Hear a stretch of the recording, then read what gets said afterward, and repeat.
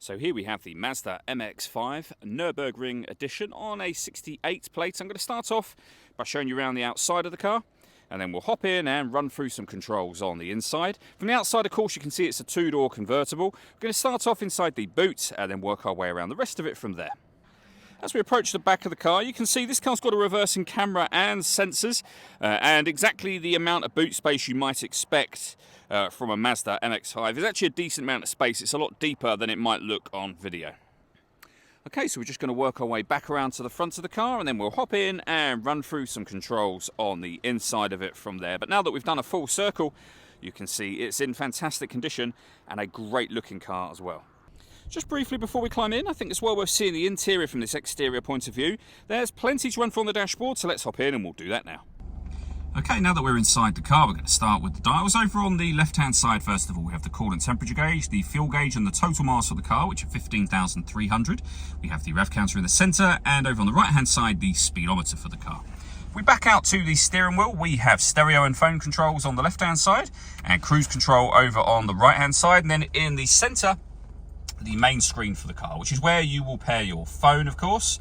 It's also where you can access your satellite navigation as well. Nice clear colour display for the sat-nav, works very, very easily.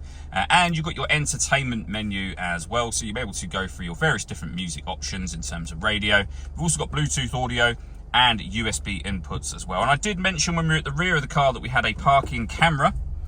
You can see that there. It's colour camera with guidelines that show you what direction the car is headed in, and it has parking sensors included with that as well.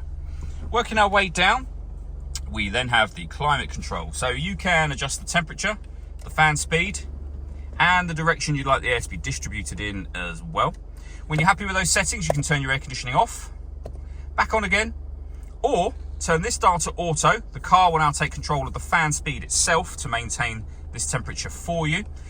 You can then, over this side, if you wish to, turn that to auto as well, and the car will now take control of the direction of the air as well. Obviously, overriding it is very easy. Just turn it back to your own settings. You can also recirculate the air that's in the car.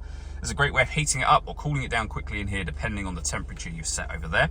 Beneath that, we've got a heated driver's seat with 3 different heat settings, and the same for the passenger side. 2 USB inputs, as you can see. We've also got our auxiliary input down there as well. The 6-speed manual gearbox, and then the controls I was using a moment ago up on the main screen. The last thing I'll show you, of course, is the roof operation for the car, which is very simple. Just push this forward to release that catch. The roof will then open manually, as you can see. The next step is then to open the roof and just push it down here, and that is now locked in place.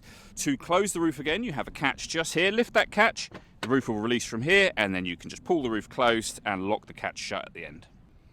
All that leaves me to say is thank you for taking the time to watch this video. If you'd like to come and see the car in person and have a test drive, please feel free to give us a call here at West Horsley Motors. We'd love to hear from you soon.